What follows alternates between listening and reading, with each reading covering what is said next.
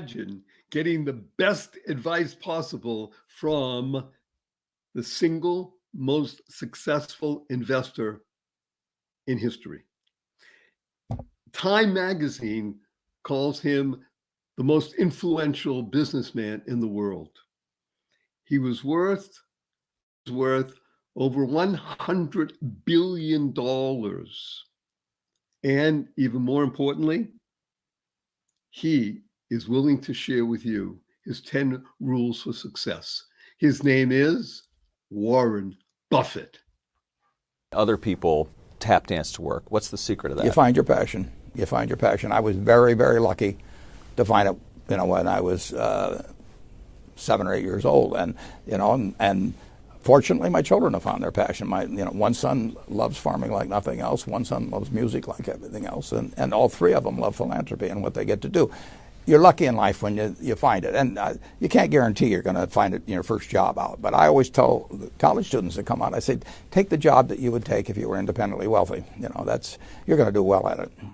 If you think you're going to be a lot happier if you've got 2X instead of X, you're probably making a mistake. I mean, you ought to find something you like that works with that, and you'll get in trouble if you think that making 10X or 20X is the answer to everything in life, because then you will do things like borrow money when you shouldn't, or maybe cut corners on things that your employer wants you to cut corners on. Or it just doesn't make any sense. You won't like it when you look back on it.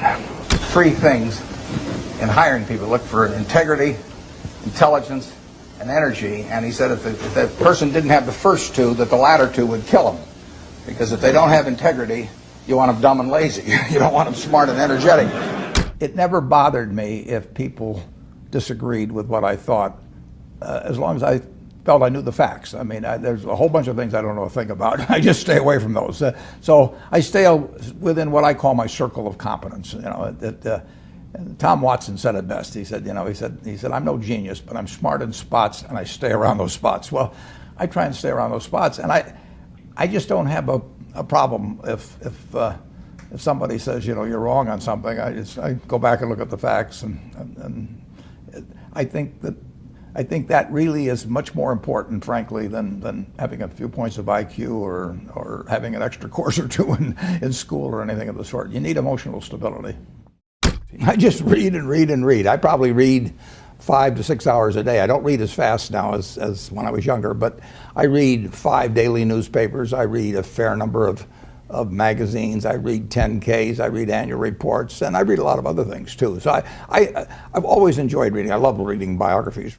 Famous lesson about a margin of safety, that you don't drive a truck that weighs 9,900 pounds across a bridge that says limit 10,000 pounds, because you can't be that sure about it. If you see something like that, you go down a little further down the road and you find one that says limit 20,000 pounds, and that's the one you drive across. The nature of capitalism is that people want to come in and take your castle. It's perfectly understandable. I mean, if I'm selling television sets or something, there's going to be 10 other people that can try and sell a better television set. If I have a restaurant here in Omaha, people are going to try and copy my menu and give more parking and take my chef and so on. So capitalism's all about somebody coming and trying to take the castle. Now, what you need is a castle that has some durable competitive advantage, some castle that has a moat around it. And that moat, one of the best moats in many respects, is to be a low-cost producer. But sometimes the moat is just having more talent. I mean, if you're the heavyweight champion of the world and you keep knocking out people, you've got a competitive advantage as long as you can keep doing it. And it's very profitable if you're the one that happens to be able to do it. If you can turn out great motion pictures, I mean, Steven Spielberg, I mean, he's a fellow to bet on, and it has enormous economic value.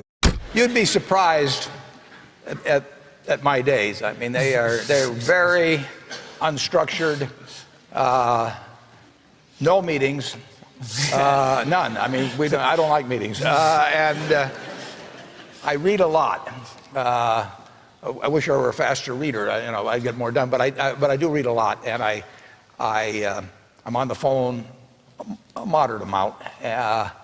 Our businesses run themselves basically out there. My job is allocating capital, and that's what I'm thinking about. But I don't like to have things all packed hour to hour to hour. And Bill and I are both extraordinarily lucky. I mean, we really get to do what we like to do, the way we want to do it, with people that we choose to be around, and they're terrific. I mean, we've really got everything our way, and we're very fortunate. And in his world, he has a different kind of pace than I have, but we both love it the way we do it. And my guess is that we're each the most productive in that particular mode too, because it fits our personalities and aptitudes. What kills great businesses, if you look at, I do believe in looking at history, and I like to study failure, actually. And my partner says, all I want to know is where I'll die, so I'll never go there. And we want to see what has caused businesses to go bad. And the biggest thing that kills them is complacency. I mean, you want a restlessness, a feeling that, you know, that somebody's always after you, but you're going to stay ahead of them. You always want to be on the move. And when you've got a great business, you know, like Coca-Cola, which is, there aren't any like Coca-Cola, but you really, the danger would always be that you rest on your laurels. But I see none of that, obviously, at Coca-Cola. But that is the key, to compete the same way when you've got 1.8 billion servings being sold daily as when you were selling, you know, 10 a day. And that restlessness, that belief that tomorrow is more exciting than today, you know, you just have to have it permeate the organization. Who was Ben Graham? He was your primary mentor, model? He was a wonderful man, and he was my professor at Columbia. I read his book when I was 19 at the University of Nebraska, and I'd started investing when I was 11, and I started reading about it when I was like 7. So I'd gone through I read every book in the Omaha Public Library that there was by the time I was 12 on investing and stock market. And I had a lot of fun, but I never really found out, I never got grounded in anything. And it was entertaining, but it wasn't going to be profitable. And then I read Graham's book, The Intelligent Investor, when I was at the University of Nebraska. And that just opened the whole thing up to me. Yeah, and I named my oldest son is named Howard after my dad, Graham Buffett, and he was a marvelous man. Never expected anything from me in return. Ben Graham, in his low teens, looked around and he looked at the people he admired, and he said, you know, I want to be admired, so why don't I just behave like them? And he found there was nothing impossible about behaving like them. And similarly, he did the same thing on the reverse side in terms of getting rid of those qualities. You have given a lot of fabulous advice, but what's the best advice that you've ever received? Well, I received it in a variety of forms, particularly from my father when I was very young. But I mean, he basically, I think, taught me how to live. Not that I did it perfectly or anything like that, but I mean, he was giving me lessons, but he wasn't doing it by preaching to me. He was doing it by example. But basically, well, the biggest lesson, in a sense, I got is the power of unconditional love. I mean, I think there is no power on earth like unconditional love, and I think that if you offer that to your child, I mean, you're 90% of the way home, and there may be days when you don't feel like it. It's not uncritical love.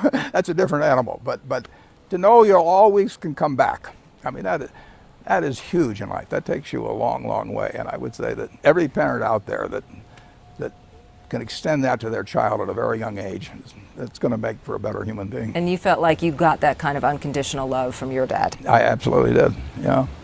That is a powerful thing. It is a powerful thing. Thank you for watching. Wasn't that amazing? I'd love to know what you think of Warren Buffett as an entrepreneur. Please leave in the comments below. And what I'd like to ask you is, tell me, who would you like me to profile as an entrepreneur? That would be helpful. Leave in the comments below also.